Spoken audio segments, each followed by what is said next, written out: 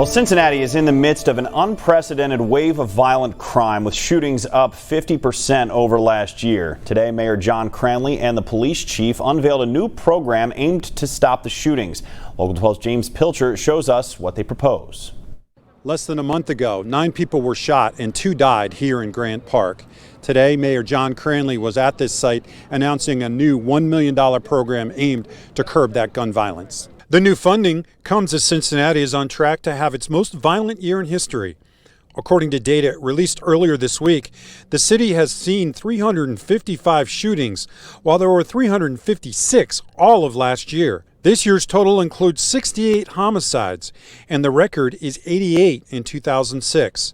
The money, which still needs to be approved by City Council, is part of a $7 million coronavirus stimulus grant from the state. $1 million isn't even close to enough to deal with the level of gun violence that we have, but it's all we can afford.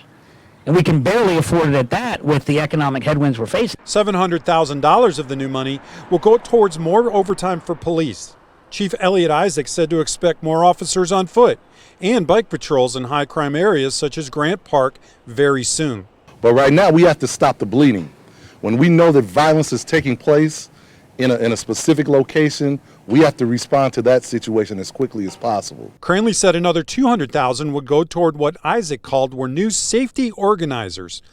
And another $100,000 will fund a prosecutor with the U.S. Attorney's Office tasked with going after federal gun crimes here in the city. Anyone that has a voice, we are talking to the community council presidents. I believe we have the Over the Rhine president standing with us here today.